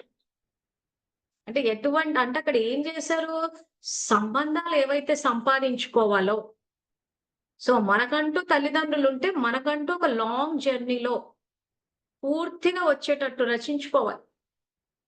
అంటే ఇదేదైతే సృష్టి దీంట్లో ఏంటంటే పిల్లలు పెంపకము, ఆ తర్వాత వాళ్ళ కాళ్ళ మీద వాళ్ళు స్థిరపడ్డము, ఆ తర్వాత ఒక దీర్ఘాయుష్ తోటి ఉండి, ఆ తర్వాత వాళ్ళు నిష్క్రమిస్తారు, వీళ్ళు వస్తారు. ఇది చక్రం యాక్చువల్ గా. ఈ రకంగా మనకి సంబంధికులు ఆఖరి వరకు, అంటే ఇప్పుడు వీళ్ళకి మధ్యలో పోవడం వల్ల ఆ సమస్య వచ్చేసింది. సో కొంతమందికి ఆ సమస్య వచ్చింది, లేదా కొంతమందికి పెళ్ళయింది కానీ ఇంట్లో వాళ్ళు ఇక ఆ రకంగా ఎందుకు చేస్తారని మనం ఎన్నోసార్లు చెప్పుకున్నాం. సో మానసిక సంతులాన్ని కోల్పోతున్నారు. సో దీనికి అసలు ఎందుకు జరుగుతోందంటే భాగ్యాన్ని రచించుకోలేదు. ఈ రోజు బాబాయ్ ఏం చెప్తున్నాడు ప్రాప్తుల్లో, శ్రేష్ఠ సంబంధాలు, సత్యమైన సంపర్కాలు, సత్యమైన స్నేహము, సర్వరకాల సంపత్తి మరియు సఫలత, ఇవన్నీ ఇస్తా అంటున్నాడు. వాటి విలువ ఎవరు తెలుసుకోలేదు ఇక్కడ, ఆధారమూర్తులే తెలుసుకోలేదు. సంబంధాలంటేనే మనకు నచ్చుతుంది. ఇంకా గొప్ప విషయం ఏంటంటే అసలు ఉన్న తల్లితోటి సంబంధాన్ని తెంచేసుకున్నారు. అంటే ఏంటి, తల్లి అపవిత్రురాలని చెప్పి ఏదైతే ఒక కొత్త పద్ధతికి, ఒక చెత్త పద్ధతికి పునాది వేశారో బ్రహ్మకుమారిలు, సో దాని వల్ల ఏం జరిగింది, సంబంధాలు పూర్తిగా చెడిపోయాయి.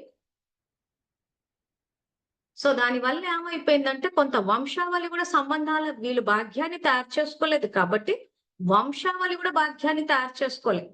సో ఇక్కడ వీళ్ళతోటి స్టార్ట్ అయిన ఈ కల్చర్ ఏదైతే ఉందో, సంబంధాలకు విలువ ఇవ్వకపోవడము, అది అలా తరంగాలు వెళ్ళి ఒక స్టేజ్కి వచ్చేసరికి ఏమైపోయిందంటే వీళ్ళు అసలు భాగ్యాన్నే తయారు చేస్తారు. సో చూసేవాళ్ళు ఎవరు లేరు. అసలు ఈ రోజు మనకంటూ కుటుంబం లేదు అని అంటే అసలు ఆలోచననే తట్టుకోలేము మనం. సో వాళ్ళకంటూ కుటుంబం లేదు. మేము అందుకే జూమ్ క్లాసులు చెప్పేటప్పుడు మరీ చెప్తున్నాం, ఎవరైనా పెళ్లిళ్ళకు పిలిచారంటే అది మీరు చేసుకున్న అదృష్టం. వాళ్ళ ఇంట్లో జరుగుతున్న శుభకార్యానికి, సంతోషకరమైన సంఘటన జరుగుతున్న దానికి మిమ్మల్ని ఆహ్వానిస్తున్నారు, భాగస్వామ్యం తీసుకోమంటున్నారు వాళ్ళ సంతోషంలో. కానీ ఎంత తెలివి తక్కువగా ఉల్లి వెల్లుల్లిని అడ్డు పెట్టేసి కుటుంబాలు ఇచ్చేసుకున్నారంటే ఇంకా దాని గురించి ఎంత మాట్లాడుకున్నా తప్పు. చేసుకున్న దానికి వచ్చేసింది, వాళ్ళు చేసుకున్నారు, వచ్చారు, ఎంత తక్కువ చేసుకున్నారు. అందుకే కొంతవరకు ఉన్న సంబంధికులు వెళ్ళిపోయారు. ఆయన ఇస్తున్న మొదటి ప్రాప్తే అది. కానీ ఇక్కడ ఆధారమూర్తుల సంబంధాలంటేనే విలువ లేకుండా పోయింది. తల్లి అంటే అసలుకే లెక్క లేకుండా పోయింది. సో దానివల్ల ఏమైంది, తరంగాలు వెళ్ళిపోయి అక్కడికి వచ్చేసరికి ఆ పరిస్థితి వచ్చేసింది. కర్మ ఫిలాసఫీ. సో ఎవరైతే ఇటువంటి పద్ధతులకు పునాదేశారో, తల్లిదండ్రులు అంటే విలువ లేకుండా, ఒక గౌరవం లేకుండా, పనికిమాలిన జ్ఞానాన్ని అంతా బయటికి తీసి, బంధువుల నుంచి దూరం చేసేసి, స్నేహితుల నుంచి దూరం చేసి, ఏం పెట్టి చేశారంటే ఒక చిన్న ఉల్లి వెల్లుల్లి పెట్టి చేసేసారు. సో ఎక్కడ వాడలేదు ఎవరు బుద్ధి అసలు.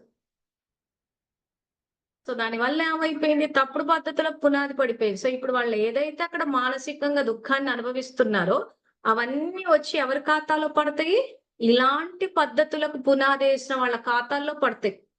లా మేకర్స్ సబ్జెక్ట్, లా మేకర్స్, మన కల్పవృక్షము, డ్రామా జ్ఞానం కలిపి చదివితే ఆ తరంగాలు బాబాయ్ ఏం చెప్పాడు 4వ భాగంలో కల్పవృక్షంలో, మీ యొక్క స్థితి ఆధారంగానే సృష్టి స్థితి సమయం ఉంటది. సో మీ యొక్క ప్రారంధము మీతోనే కాదు సృష్టి చక్రంతో సంబంధం ఉంది అంటున్నారు. సో అప్పుడు ఏమవుతుంది, వీళ్ళు ఇక్కడ చేసిన తప్పుకి అది వంశావళి అక్కడ దాకా వెళ్ళింది కాబట్టి అదంతా వచ్చి ఆధారమూర్తుల ఖాతాల్లో పడుతుంది. అందుకే మీరు గమనించి చూడండి, బ్రహ్మకుమారిస్ చాలా మంది పిచ్చి పిచ్చిగా బిహేవ్ చేస్తారు. ఆ మాట్లాడే మాటకో సోయి ఉండదు, ఏం మాట్లాడతారో తెలియదు. అసలు వాళ్ళని చూస్తేనే అనిపిస్తుంది వీళ్ళు పిచ్చోళ్ళ అని చెప్పి. అసలు ఎక్కడ డిగ్నిటీ కనిపించదు. వీళ్ళు ఏదో పరమాత్మ పిల్లలు అని చెప్పి కనిపించాల్సిన హుందాతనం గాని ఆ రాజసం గాని ఎక్కడా కనిపించదు. అది ఆ పద్ధతులు కూడా ఆ తెల్ల చీరలు కట్టుకుని ఆ పేడ మొహాలు వేసేసుకుని ఓ మొహం మీద ఒక నవ్వు ఉండదు, ఓ పాడు ఉండదు. ఆ తెల్ల చీరలు కట్టుకుని కొన్నిసార్లు అయితే అసలు ఇక పాత తెల్ల చీర సినిమాలు కూడా గుర్తొస్తుంటాయి నాకు. సో అలాంటి మొహాలు వేసుకుని నోరిప్పారంటే ఇంకా పిచ్చి పిచ్చి మాటలు. ఏమంటే బాబా జ్ఞానం అంటారు. ఆడ ప్రాక్టికల్ లైఫ్ చూస్తే ఏముంటది.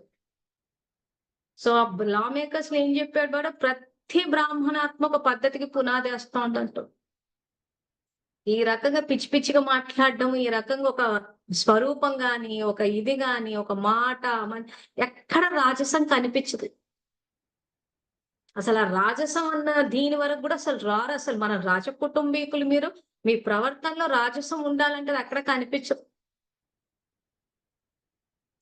సో ఆ రకంగా పునాదులు వేస్తూ పోయారు కాబట్టి వంశావళి ఆ రకంగా. అప్పుడు బాబా ఈ రకంగా శంకరన్నయ్య లాంటి వాళ్ళకి ప్రేరణ ఇచ్చి సేవదారులు లేకపోతే ఎక్కడెక్కడైతే సేవలు జరుగుతూ ఉంటాయో అక్కడ బాబ్దాదా ఇద్దరుండి దగ్గరుండి చేసేస్తారు. వాళ్ళ ప్రేరణతోటి నడుస్తూ ఉంటారు.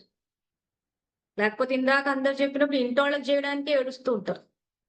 ఇంట్లో ఎవరైనా సిక్ అయి ఉంటే కూడా ఏ రకంగా సేవ చేస్తారో తెలుస్తారు. అసలు అన్ని సరిగ్గా ఉన్న చోట ఒక కాఫీ నీళ్ళకే ఏడుపుంటారు. ఎన్నిసార్లు అనుకోలేదు, అన్నయ్య ఒక రోజు ఇంట్లో అబ్బో వీళ్ళు ఇంట్లో ఉంటే ఇలా కాఫీలు ఇవ్వడానికే సరిపోతాయి మా టైం అంతా అని ఎన్నిసార్లు విసుక్కు. అక్కడ వచ్చి చూస్తే తెలుసు అంటే చాలా తక్కువ వచ్చారు. లాస్ట్ టైం 80 మంది వచ్చారు, ఈసారి 30 మంది వచ్చారు, మొత్తం 50 అవుట్. ఎందుకంటే సాధారణంగా ఇలాంటి ఆశ్రమాలు చూడడానికి ఎవరు ఇష్టపడరు. అక్కడ పోయి ఏం చూస్తాం అసలు వాళ్ళని ఆ యూట్యూబ్ లో చూసినాంలే అనుకుంటారు. కానీ యూట్యూబ్ లో చూడడానికి వ్యక్తిగతంగా అక్కడ వెళ్ళి సేవలు చేసే వాళ్ళని చూడడము, అక్కడ అన్నయ్యతో కలిసి మాట్లాడడం, అవి ఒక డిఫరెంట్ లెవెల్ ఉంటాయి. ఇప్పుడు మనం ఏదైతే నిన్న మాట్లాడామో అది నిజంగా మీకు యూట్యూబ్ లో వాళ్ళ యూట్యూబ్ లో కూడా ఎక్కడ కనిపించదు. వాళ్ళు జరిగే సేవలు చేస్తారు కానీ నిజంగా శంకరన్నయ్య తోటి కూర్చుని కాంటాక్ట్ అయ్యి అక్కడ మాట్లాడే అవకాశం మనకి యూట్యూబ్ లో ఎట్లా వస్తుంది? యూట్యూబ్ అంటే ఏంటి, వాళ్ళు చెప్తుంటే మనం వింటాం అంతే. సో అలాంటి వ్యక్తులతో మాట్లాడాలి. మాట్లాడినప్పుడు వాళ్ళు ఎలా వీటిని అధిగమించి చేశారా అన్నది తెలుసుకున్నప్పుడు మనకు ప్రేరణ వస్తుంది. సో వాళ్ళు ఎక్కడ ఉన్నారు, మనం ఎక్కడున్నాం. సో ఉంటే ఎక్కడున్నాం అసలు ఒక రకంగా చెప్పాలంటే మనం చేసే సేవలే కాదు. ఏదేదైతే మీరు సెంటర్లకు వెళ్ళి ఆ బ్రహ్మకుమారిలకు కూర్చోబెట్టి మీరు స్వీట్లు హాట్లు చేసి ఇచ్చారో దానివల్ల స్వపరివర్తన గాని విశ్వ పరివర్తన గాని ఏమీ జరగలేదు. నేను అన్నయ్య కూడా అదే చెప్పాను, లేని వాళ్ళకి చేసి పెట్టండి, చేసుకోలేని వాళ్ళకి చేసి పెట్టండి. అంతేగాని హట్టా ఉండి బాగా కూర్చుని ఆ సెంటర్కి కూర్చోబెట్టేసి తినిపించి డబ్బాల్లో స్టాకులు పెడితే అంటే ఎవరి సేవ చేశారు అనుకోవాలి మీరు. అసలు శివబాబా దాన్ని సేవ కింద లెక్కేస్తాడా? అసలు అది బాబా సేవ ఎట్లయింది? First of all Baba patient కాదు, పేషెంట్లకు సేవలు చేస్తారు, ఆయనే విశ్వసేవాధారి. మేము బాబా సేవ చేసాం. అక్కయ్యకి వండి పెడితే, అక్కయ్యకి స్వీట్ హాట్ చేసి పెడితే అది సేవ ఎట్లయితుంది? భగవంతుని సేవ. సో గంటల తరబడి స్వీట్లు హాట్లు చేసేసి ఆ సెంటర్కి వచ్చిన విఐపీలకు అంతా అన్నయ్యలకు కూర్చోబెట్టి వాళ్ళకు కూర్చోబెట్టి ఆ స్వీట్లు హాట్లు చేసి ఏ టైంకి వస్తే ఆ టైంకి టిఫిన్ భోజనాలు కాఫీలు టీలు ఇస్తే అది సేవ ఎట్లయింది? సెంటర్లో ఉన్న వాళ్ళు ఏమైనా నిస్సహాయులా, వచ్చే వాళ్ళ నిస్సహాయులా, నిర్భాగ్యుల, శక్తి లేని వాళ్ళ? ఏమీ కాదు. మరి అది ఎట్లా అండర్స్టాండ్ చేసుకున్నారో నాకైతే అర్థమే కాదు. ఇవన్నీ నేను తిరిగి చూశాను. ఈసారి ఇప్పుడు జూమ్ ద్వారా క్లాసులు చెప్తున్నాను, ఒకసారి మీకు చూపించాలన్నట్టు తీసుకెళ్ళాను. కానీ నేను వృద్ధాశ్రమాలు ఇవన్నీ తిరిగినప్పుడే నాకు ఈ పాయింట్ అర్థమైంది. ఎందుకంటే శంకరన్నయ్య లాంటి వాళ్ళని ఎంతో మందిని చూశాను. సో వీళ్ళందరినీ చూసినప్పుడు అదే అనిపించింది, వీళ్ళెట్లా సేవ చేస్తున్నారు, వీళ్ళెందుకు స్వీట్ హార్ట్ చేసుకుంటూ కూర్చుంటున్నారు. సో సేవలని చెప్పి వాళ్ళు ఎంత తిరుగుతున్నారు. సో వీళ్ళు ఒక జెండా ఎగిరేయడానికి, రాఖీ కట్టడానికి బయటకు వస్తారు. సో జెండా ఎగిరేయడానికి, రాఖీ కట్టడానికి బయటకు వస్తే ఎవరి భాగ్యం తయారైంది? అది సేవలు సేవలు అని చెప్పి పరిగెట్టేస్తా ఉన్నారు. అమ్మో జెండా ఎగరేయాలనంట, రాఖీ కట్టించుకోవాలనంట. ఏ జెండా ఎగరాలి ఈరోజు? మనము ఈరోజు మాయ పైన విజయాన్ని సాధించిన విజయకేతనాన్ని ఎగిరించమన్నాడు. స్థూలమైన కట్ట బట్ట కాదు ఇది. అది ఓ పెద్ద పండగ మాత్రం, అదేదో పెద్ద ఫంక్షన్ అన్నట్టు అందరూ ఎగేసుకుని వెళ్ళిపోవడము, ఆ జెండాలు ఎగరేయడము, బోగులు తినడం, వచ్చేయడం, మేము సేవ చేస్తాం. అజ్ఞానం అన్న ఘోర అంధకారం, ఇంకా అంతకన్నా పదం లేదు. లేదా రాఖీలు కట్టించేసుకోవడం. ఏమిటా రాఖీ అన్న బంధం? యాక్చువల్గా ఇప్పుడు పరమాత్మ అవతరించి మనకి ఆ రక్షణ, ప్రేమ అన్న పవిత్ర బంధాన్ని కట్టాడు సూక్ష్మంగా. సో శివబాబాకి మనకున్న బంధాన్ని ఏ రకంగా కట్టారు? అది పవిత్ర బంధం. అది సంకల్పం ద్వారా, ప్రేమ ద్వారా జరిగిన వివాహానికి అది పవిత్ర బంధం. అది స్థూలంగా రాఖీ కట్టేసి అది కట్టడం వల్ల రక్షణ వస్తుంది అని అంటే సమాజంలో ఈ రోజు క్రైమే ఉండొద్దు. ఎందుకంటే బ్రహ్మకుమారులు అందరికి వెళ్ళి రాఖీలు కట్టేసి వస్తారు. మరి ఏది శివబాబా కాపాడట్లేదే? అది ఆ రాఖీ కట్టినంత మాత్రాన ఆయన వచ్చి కాపాడేస్తాడంటే అసలు క్రైమ్ రేటే పడిపోవాలి. ఏది పడలేదు కదా. సో అజ్ఞానం అలా వస్తుంటే ఇంకా రాఖీలంట, జెండాలంట అని చెప్పేసి ఆ 10 ఏళ్లలో నేను ఎన్నో సేవా కార్యక్రమాలు పెట్టాను, కానీ వాళ్ళు జెండాలు ఎగరేస్తున్నారు, రాఖీలు కడుతున్నారని పరిగెడతా ఉన్నారు. ఏం చెప్తాము? ఇప్పుడు ఇలాంటి ఆశ్రమాల గురించి మాట్లాడితే బాగా చూసుకుంటారు. వాళ్ళ లెక్కాచారాలు అక్కయ్య అంట. వాళ్ళ లెక్కాచారానికి ఆధారం ఎవరు? వాళ్ళ లెక్కాచారాలు ఎందుకు అలా తయారయ్యాయి అంటే ఇక్కడ ఆధారమూర్తులు చేస్తారు. ఎందుకంటే కల్పవృక్ష జ్ఞానం గాని, లా మేకర్స్ గాని ఏది బయటికి రాలేదు. అసలు లా మేకర్స్ అన్న పదం అసలు పుస్తకం ఓపెన్ చేశాక తెలిసింది. ఆ పుస్తకం మురళీలు ఓపెన్ చేయనంత వరకు నాకు తెలియదు. సో అంతా సాకార మురళీలే చదువుతారు కాబట్టి అసలు ఎవ్వరికి లా మేకర్స్ గురించే తెలియదు, కల్పవృక్షం గురించి తెలియదు. ఎందుకంటే సండే పూట ప్రింట్ అయ్యేటప్పుడు వీళ్ళు ఏం చేస్తారంటే ఇలాంటివి కొన్ని తీసేస్తారు. ఇప్పుడు మేము ఏమంటే వెబ్సైట్ చేసేటప్పుడు కొన్ని స్టార్టింగ్ లో రాస్తూ అంటే ఫస్ట్ సాకార మురళీలు పట్టే చూసాం. ఎక్కడైతే కొన్ని ఇంపార్టెంట్ పాయింట్స్ అంటే అవి తీసేస్తూ ఉంటారు, ఆర్డర్ మార్చేస్తూ ఉంటారు. ఇంకా వాళ్ళు ఇష్టం అన్నమాట. సో కాబట్టి ఎవరికి తెలియకుండా పోయింది. లా మేకర్స్ గాని, కల్పవృక్షం గాని ఈ సబ్జెక్టే తెలియకుండా పోయింది. ఒక డ్రామా ఒకటి తెచ్చారు, అది కూడా రిపీట్ అది ఇదని చెప్పేసి ఏదో చెప్పేస్తే ఇంకా ఈగ దోమల్ని పట్టుకొని కూర్చుంటారు. సో ఇవన్నీ ఎందుకు చెప్తున్నాను అనంటే ఇంకా ఇప్పటి నుంచి సేవ అంటేనే ఫస్ట్ ఆఫ్ ఆల్ ఇవ్వడం, అది జీవించే విధానం. ఈ విషయం బయటికి వెళ్ళాలి. ఇంకా అంతకుమించి అసలు సబ్జెక్టే లేదు. మనం ఏదైతే డ్రామా జ్ఞానం గురించి సంగమయుగి పురుషోత్తమ యుగం అని తెలుసుకున్నామో 30th May 1973 ఒకటే చెప్పాడు బాబా, దాత స్థితి మీ 84 జన్మలకు ఆధారం అన్నాడు. సో జీవించే విధానం ఏదైతే ఉందో అది జస్ట్ సేవ, ఇవ్వడము, దాత స్థితి. ఈ మాత్రం పాయింట్ ని మీరు గనక ధారణ చేసి బయటికి తీసుకెళ్ళినా గానీ మారిపోతుంది, మొత్తం పరివర్తన అన్నది జరుగుతుంది. సో పరివర్తన అన్నది ఎలాగూ జరుగుతుంది. శివబాబా మన కోసం ఏం వెయిట్ చేస్తూ కూర్చోరు. ఇప్పుడు మీ అందరికి అర్థమయ్యే ఉంటది. సో ఎవరెవరైతే క్వశ్చన్లు అడుగుతూ ఉంటారు చూసారా, మా లాంటి వాళ్ళని పట్టుకుని అక్కయ్య వాళ్ళకు బాబా జ్ఞానం తెలియదు కదా, వాళ్ళు భక్తులు కదా, వాళ్ళ పరిస్థితి ఏంటి? సో ఇప్పుడు శంకరన్నని చూసాక మీకు అర్థమైపోయే ఉంటది కదా ఏం తెలుసుకోవాలి వాళ్ళు. అసలు తెలుసుకోవాల్సింది మనమే. వాళ్ళు బాగానే ఉన్నారు సేవలు చేసుకుంటూ. ఆయన మనం చదివే జ్ఞానమే చెప్పారు కానీ ఆయన భాషలో చెప్పాడు. బాబా ఏదైతే వ్యర్థం అంటాడో ఆయన వైరస్ అన్న పదం వాడాడు అంతే. సో బాబా ఏదైతే నిర్భాగ్యులకి, నిస్సహాయులకు చేయమంటాడో ఆయన చెప్పేటప్పుడు కుటుంబం ఉన్న వాళ్ళు కాదు, లేని వాళ్ళకి చెయ్యండి అని చెప్పాడు. సో బాబా ఏదైతే సేవ చేయాలంటే ప్రతి నిమిషం సేవ, నిరంతర సేవాదారులు అవ్వండి అన్న. మరీ బాబా చెప్పినట్టు నిరంతర సేవాదారులని ఆయన చెప్తే ఎవరు వినరు కాబట్టి కనీసం ఒక రోజన్నా చెయ్యండి అంటాడు. సో బాబా కూడా చెప్పేది అదే చెప్తాడు, నిరంతర సేవాదారులు కాకపోతే కనీసం 2 గంటలు చేయండి, 8 గంటలు చేయండి. కనీసం మీకంటూ ఒక టైం టేబుల్ వేసుకుని ఆయన పద్ధతిలో ఆయన చెప్తూ పోతాడు. నేను 1 వీక్ చేయమని చెప్పాడు. కానీ యాక్చువల్ జ్ఞానం మాత్రం నిరంతర సేవత. సో నిన్న ఏదైతే చూసొచ్చామో అది ఎండ్ కాదు, యాక్చువల్ గా స్టార్టింగ్. సో అక్కడ ఉన్న మానసిక రోగులే కాదు, సమాజంలో తిరుగుతున్న మానసిక రోగులు ఎవరైతే ఉన్నారో, కామక్రోధ లోభం అహంకారం, వీళ్ళే అసలు డేంజర్. వాళ్ళని యాక్చువల్ గా వాళ్ళు ఏం చేశారంటే బిల్డింగ్లలో పెట్టేసి మూసేశారు. ఇంక వీళ్ళు బయటకు వస్తే ఏదో చేస్తారని. అది చాలా మంది బయట తిరిగేస్తూ ఉంటారు. ముఖ్యంగా ఆధారమూర్తుల్ని మార్చాలి ఇక్కడ. సో ఆధారమూర్తులను ఇక్కడ ఫస్ట్ మనం ఏం చేయాలంటే సెంటర్లలో శక్తిని నింపాలి. మీరు వెళ్ళి అక్కడ జ్ఞానం చెప్తే అక్కడ వాళ్ళు ఎలాగో వినరు.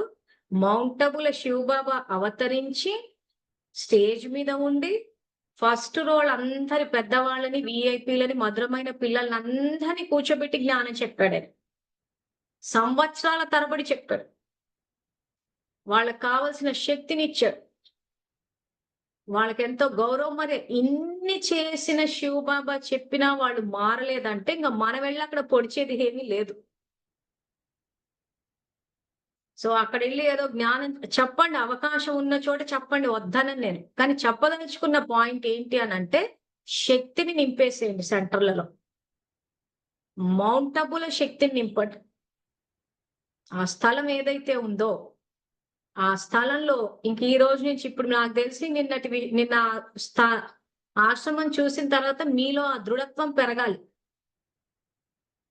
ఎక్కడెక్కడ శక్తి నింపాలి, ఎక్కడెక్కడ ఈ మానసిక రోగాలు ఎక్కువ ఉన్నాయి, దేహాభిమానం ఎక్కడుంది. సో మీకు ఒకసారి వేసి కూడా చూపాను. సెంటర్ యొక్క వాయుమండలం మారితే సృష్టి మారుతుంది అంటాడు. సో కాబట్టి ఇక్కడ ఏం చేయాలి, సెంటర్లన్నీ తమో ప్రధానతతో ఉన్నాయి. ఎక్కడ జ్ఞానం బయటికి రాలేదు, బాబా చెప్పిన పద్ధతిలో సేవలు జరగట్లేదు అని ఈ పాటికి మీ అందరికి అర్థమైపోయి ఉంటుంది. సో కాబట్టి అక్కడ శక్తి మళ్ళీ మేము బ్రహ్మకుమారిని పట్టించుకోము, సెంటర్లకు మేము పోవట్లేదు, మాకు సంబంధం లేదు అని ఈ టైపు మాటలు మాట్లాడద్దు. అవి సేవాస్థానాలే, వాళ్ళు మన తండ్రి పిల్లలే. సో వాళ్ళు చేసే అధర్మానికి మనం సంయోగం ఇవ్వం. అంతే తప్పితే విభజన అన్నది ఎక్కడా లేదు. అంతా ఒక తండ్రి పిల్లలమే. కానీ మన ఇండ్లన్నీ సేవాస్థానాలు.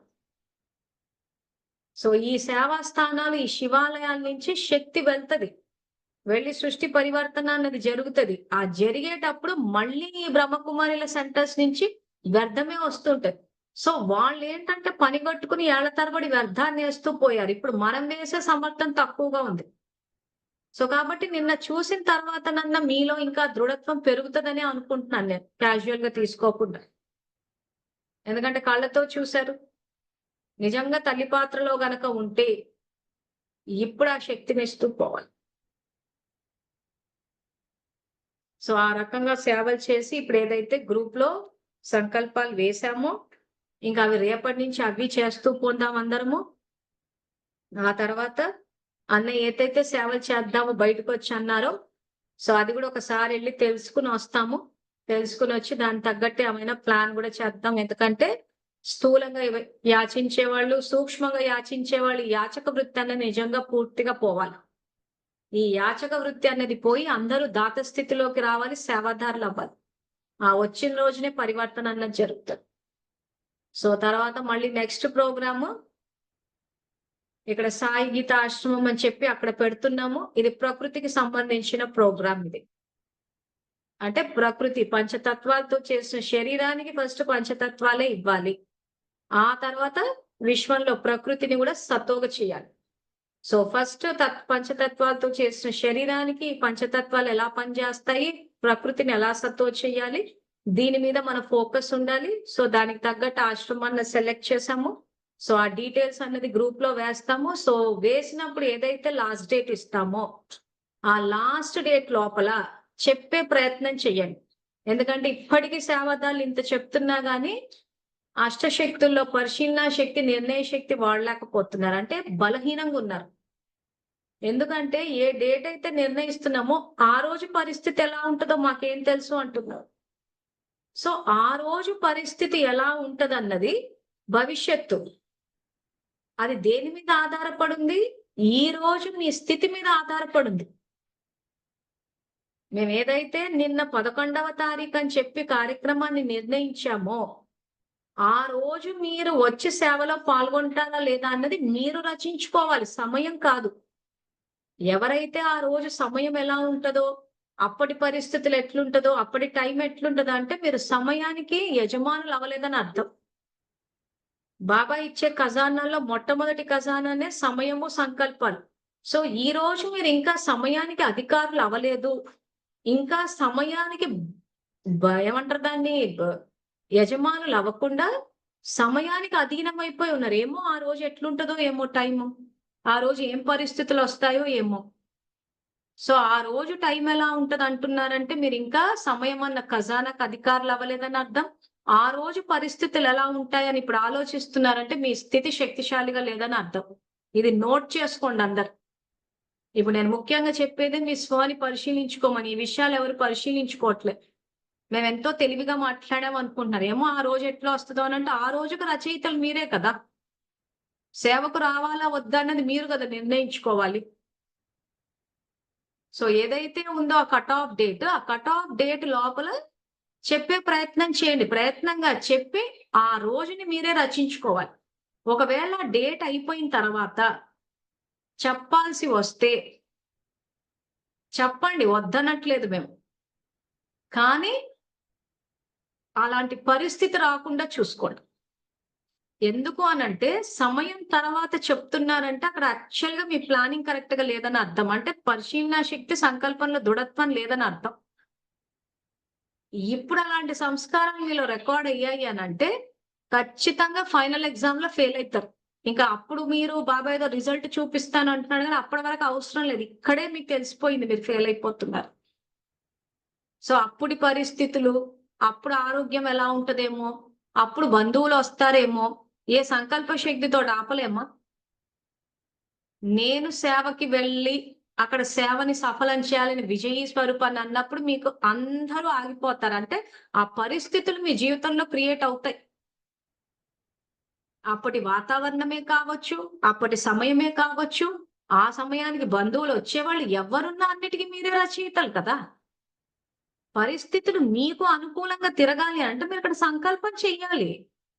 చేస్తే దానికి తగ్గట్టు పరిస్థితులు ఉంటాయి. మీరు ఏమో ఆ టైంకి ఏం జరుగుతుందేమో తెలీదు అంటే ఇక్కడ మీలోనే ఇది లేనప్పుడు ఖచ్చితంగా ఎవరో ఒకరు ఊడి పడతారు కూడా. ఆ రోజు ఊడి పడ్డా ఏం చేయాలి? మేము ఇలా సేవలు పెట్టుకున్నాము, ఒక రోజు కోసం ఆగండి అని ఒక ధైర్యం, ఒక అడుగు వేయండి. ఏమవుతుంది? ఆ అడుగు వేసిన రోజున ఏమవుతుందంటే పూర్తిగా విఘ్నాన్ని మీరు అధిగమిస్తారు.